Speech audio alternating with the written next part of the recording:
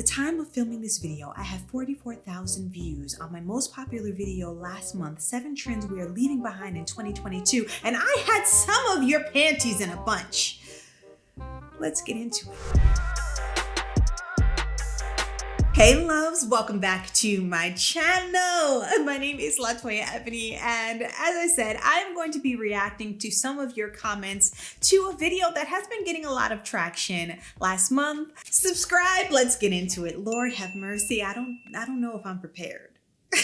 So to recap, these are some of the things I said. I'll try to put it in the order I said it in, but who knows, all right? Number 7 was baby hair. Number 6 was oils for hair growth. Number 5 was not using shampoo, like only co-washing. Number 4 was long hair routines. Number 3 was hair trends like rice water and onion water and monostat on your scalp. Number 6 was deep conditioning overnight. And number 7 was product junkyism. All right, y'all. I don't even know if I can say that, junkyism. Lord, I feel like these days you can't say anything on the internet without somebody having a problem with it. So I already know I'm opening myself up. I have to say though that everyone for the most part did pass the vibe check, but I know that not everyone did. Let's get into it. Naeko-chan 7 says, the baby hairs have all graduated and went off to college. It's time to let them go. She passed the vibe check, okay? Okay, so here's the thing about baby hairs, right? I'm a very creative and an artistic person, so I appreciate when I see a piece of art. Like I said in the video, I've seen baby hair that are like swooped and duped and all of this stuff, bedazzled, and it looks incredible. Like I find inspiration in people who create art with their hair. It's one of my favorite things about how we do our hair. However, the dependency on it in order to like complete a style for me, like I'm not relaxing my hairline to do it. The other day, you guys, I saw this video, or was it a photo? If I have it, I will post it. And it was a lady who literally tattooed baby hairs on her forehead. Now my mother, she is a baby hair. I mean, I shouldn't put her on blast. Okay, the 90s were a different thing, okay? And my mother used to I'm putting her on blast. I'm sorry, mama. The baby hairs used to be like swooped down to about here and then like over. So it was basically a gelled down bang for the most part. And she did it because she said like she didn't like her forehead. And mind you, I look at my mother's forehead. Mama, I'm sorry. I know. I'm sorry. Look, I look at my mom's forehead and her forehead is smaller than mine. She doesn't have a forehead, you guys. And it's just so interesting, like the things that we kind of like will create in our mind based off of our own insecurities.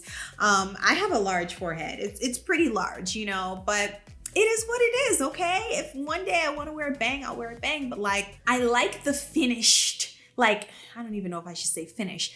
It is kind of like a finishing touch to a hairstyle. And I love that we have created something that is like, I mean, it's very unique to us, okay? Doing the laid down baby hairs, it's pretty unique, okay? And so even if you see someone of a different, like at least in America, of like a different ethnicity with like gel down baby hairs, like we know where you got it from, okay? And that person probably grew up around Black people in some way, shape, or form, usually. So for me, when I see it, it's like I appreciate the cultural relevancy of it. Y'all can keep commenting down below and, you know, let me know. Okay, next comment. I developed traction alopecia from braids. Went to the dermatologist and they recommended rosemary oil before Rogaine. I've seen great results. I have seen so many people talk about rosemary oil, and I know that people are losing their crap right now over the Mielle Organics rosemary oil. And apparently there was a study that was tested on men who were balding, and mind you, I gotta go look at all the facts myself, right? And that they did see some stimulation of the hair follicle and like growth. So when I say that oil does not grow your hair. I mean, I meant what I said. I'm not even gonna lie. I meant what I said, but I also believe in the power of herbs. You know what? This is post-production Toya, and I just have to clarify. It's not that I have an issue with oils. I don't. I actually don't. And it's not that I don't believe that there are some healing and medicinal properties to these oils that can help stimulate growth. It's not that either.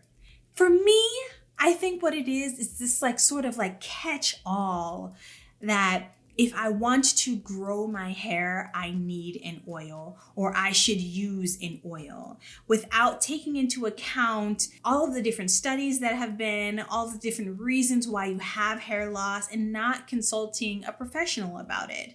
Now, you and I both know that there has been a lot of issues between the Black community and the medical field, the medical industry. It has not always been kind to us, and I want to just recognize that. But this idea of oil being a catch-all for all problems, I do not agree with. Hair grows naturally, like we were born with that. However, can we get a little stimulation here and there? Yeah, we probably can. And we have, and many people have seen results, but it is not a catch-all and it does not work for everyone. A bunch of comments. Nancy says, I'm a testimony of hair care, oils, pre-poo, and generally taking good care before COVID. I went to a hairdresser regularly. My hair wasn't doing badly. However, once COVID hit, I started taking care of my own hair at home using natural products. 2 years later, I went to get a trim and my hairdresser was shocked to see how much fuller, thicker, and healthier my hair was. No more salon visits, only to get trims. Oils alone don't work. Good care and regular routine does. See, and this is the thing. So this is where I think the kind of like gray area comes in, right? It's like, did oil grow your hair, or were you so intent on it helping to grow your hair that you created an amazing routine for yourself that with that consistency ended up growing your hair? I don't know. We're going to have to look at some medical documents and just really look at the science behind all of this stuff. Ruth Harris says, I'm so glad somebody finally said hair is based on genetics, not products. Many of these companies are just appealing to those of us who just not gonna have product hair. Ruth, you're gonna have to help me out. Help me out. But what I said to her was, I believe there are many products based on genetics like hair density and how long it can grow. However, a solid hair routine is how all of us get there. It's both. People are saying it's the genetics. Brooklyn Bourne said, caring for your hair will definitely yield better overall results, but it's the genetics for me. My hair was waist length at 5 years old, and my mother's and all of her sisters. I don't do anything extraordinary and it still grows, and I managed to retain length. Okay, listen, let's have this conversation. Okay, genetics, how you were born, and that anagen phase of like how long your hair can grow is something that like is between you and God, because if it's not in the cards for me to have booty crack length hair, then it's not going to happen. However, just because it's in the cards for me, if I do not take care of my hair, I still am not going to get there. I'm not going to get there if I'm not taking some kind of care. And I will speak for myself. This person says she doesn't do anything. I have known girls like growing up in school. For example, it was always the girl. Did you notice this? Okay. It was always the girls who did nothing with their hair, who had booty crack length hair. Let me just say, it was always the girls who just wore the same ponytail every day, or the same braids or whatever.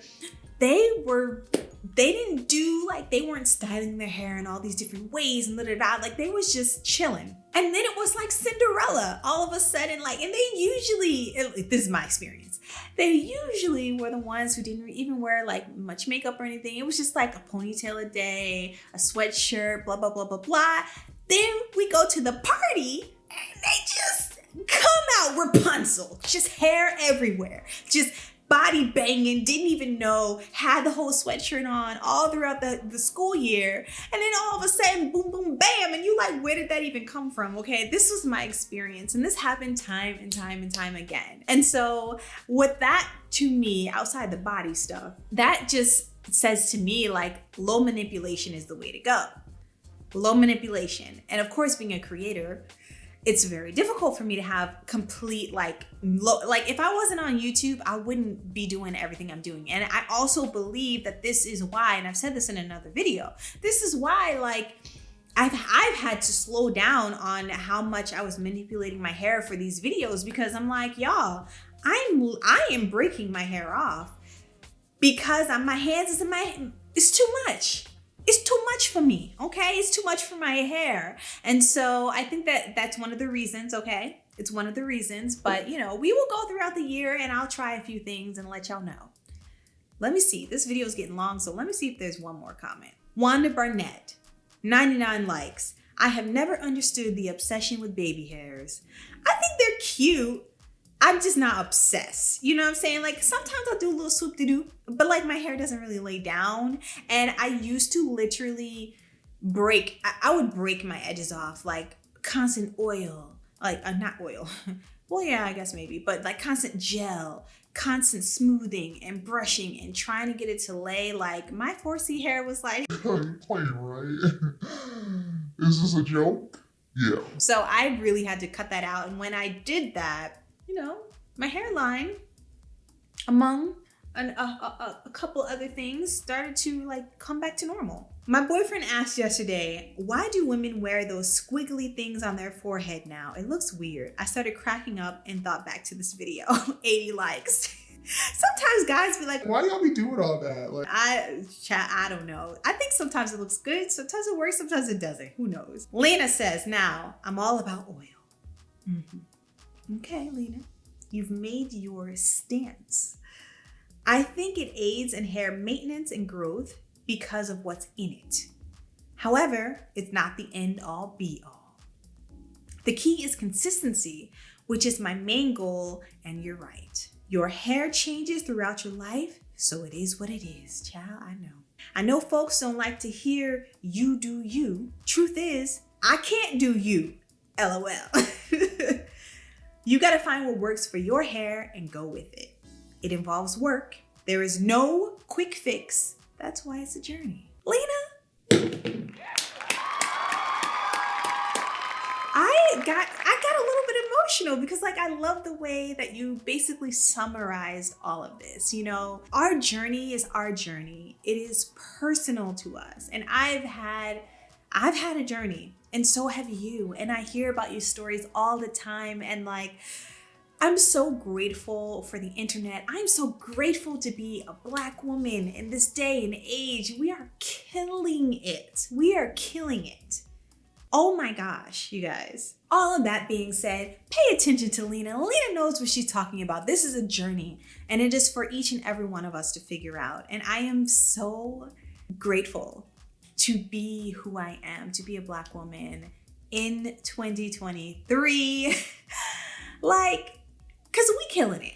We killing it. And I'm so proud of us as a people and where we're moving. And I'm so proud. I'm so proud. I'm so proud. I'm so proud. And I love that so many of us are like ditching the relaxers and going natural and accepting one another and accepting ourselves. It's so special. And I just want us to keep it up. We're doing a good job. We're doing a good job. You're doing a good job. Okay. I'll see you in a few days. Mwah.